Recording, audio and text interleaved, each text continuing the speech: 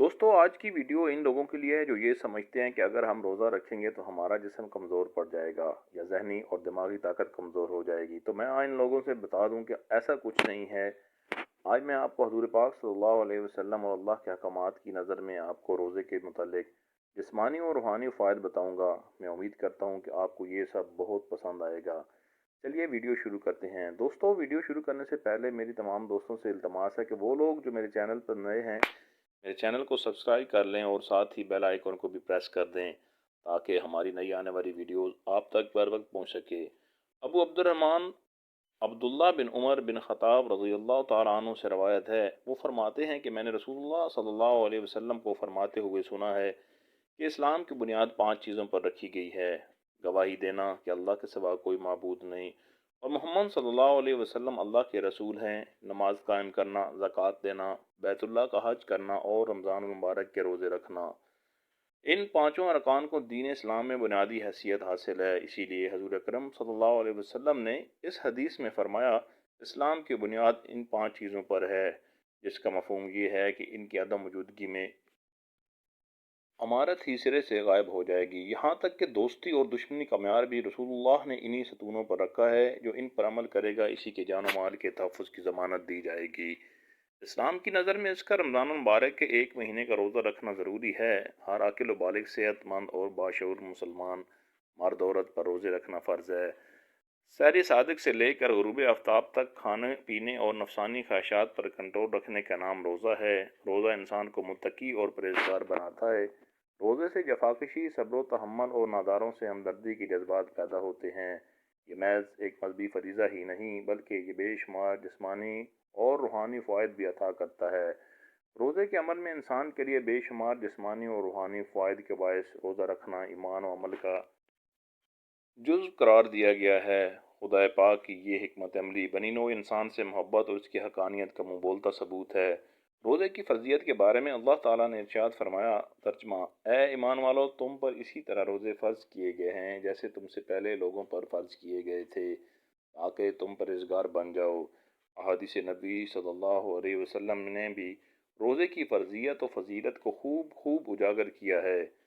ابو ہریرہ رضی اللہ تعالیٰ عنہ سے مروی ہے کہ نبی کریم صلی اللہ علیہ وسلم نے روزے کی فضیلت بیان کرتے ہوئے فرمایا، جس نے بحالت ایمان ثواب کی نیت سے رمضان کے روزے رکھے اس کے سابقہ گناہ معاف کر دیے جاتے ہیں۔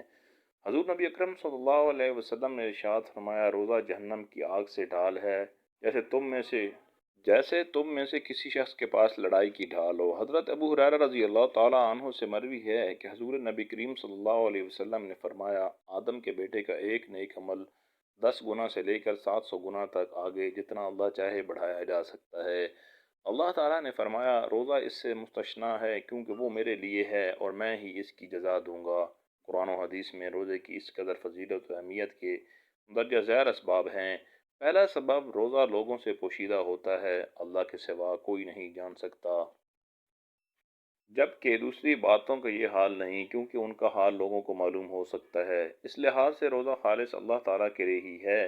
دوسرا سبب، روزے میں نفس کشی، مشقت اور جسم کو صبر و برداشت کی بٹی سے گزرنا پڑتا ہے اور اس میں بھوک پیاس اور دیگر خواہشات نفسانی پر صبر کرنا پڑتا ہے، جبکہ دوسری باتوں میں اس قدر مشقت اور نفس کشی نہیں ہوتی۔ تیسرا سبب، روزے میں ریاکاری کا عمل دخل نہیں ہوتا، جبکہ دوسری ظاہری عبادات مثلا نماز، حج، زکوٰۃ وغیرہ میں ریاکاری کا شائبہ ہو سکتا ہے۔ چوتھا سبب، کھانے پینے سے استغنا اللہ تعالیٰ کی صفات میں ہے۔ روزے دار اگرچہ اللہ تعالیٰ کی اس صفت سے مشابہ نہیں ہو سکتا، لیکن وہ ایک لحاظ سے اپنے اندر یہ خلق پیدا کر کے مقرب الہی بن جاتا ہے۔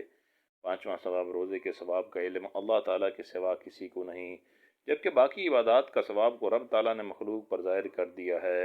روزہ ایسی عبادت ہے جسے اللہ کے سوا کوئی نہیں جان سکتا، حتیٰ کہ فرشتے بھی معلوم نہیں کر سکتے۔ ساتواں سبب، روزے دار اپنے اندر ملائکہ کی صفات پیدا کرنے کی کوشش کرتا ہے، اسی لیے وہ اللہ کو محبوب ہے۔ ڈاکٹرز کا کہنا ہے کہ روزے سے جسم میں کوئی نقص یا کمزوری واقع نہیں ہوتی، بلکہ روزہ رکھنے سے صرف 2 کھانوں کا درمیانی وقفہ ہی معمول سے کچھ زیادہ ہوتا ہے اور در حقیقت 24 گھنٹوں میں جسم کو مجموعی طور پر اتنے حرارے یعنی کیلوریز اور مائع یعنی پانی کی مقدار مل جاتی ہے۔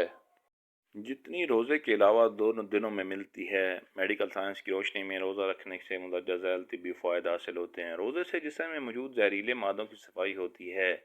جیسے کہ ہم جانتے ہیں کہ نظام ہضم ایک دوسرے سے قریبی طور پر ملے ہوئے بہت سے اعضاء پر مشتمل ہوتا ہے، لیکن ایک ماہ کے روزے سے سارے نظام ہضم کو آرام ملتا ہے اور اس کا حیران کن اثر جگر پر ہوتا ہے، جس سے اس کو ایک طاقت و توانائی مل جاتی ہے۔ جیسا کہ مغربی عیسائی محقق ایلن کارڈ اپنی معروف کتاب میں لکھتے ہیں کہ روزے سے انسان کے نظام معدہ اور دفاعی نظام کو مکمل آرام ملتا ہے اور غذا ختم کرنے کا عمل نارمل حالت میں آ جاتا ہے، گویا کہ اس عمل کے دوران جسم کو کوئی نئی خوراک نہیں دی جاتی۔ اسی وجہ سے زہریلے مادے پیدا نہیں ہوتے اور جگر پوری تندہی سے پرانے زہریلے مادوں کو صاف کر کے اس میں تازگی اور شدت پیدا کرتا ہے۔ سائنسی نقطہ نظر سے ماہرین طب کا دعویٰ ہے کہ اس آرام کا وقفہ ایک سال میں ایک ماہ ضرور ہونا چاہیے۔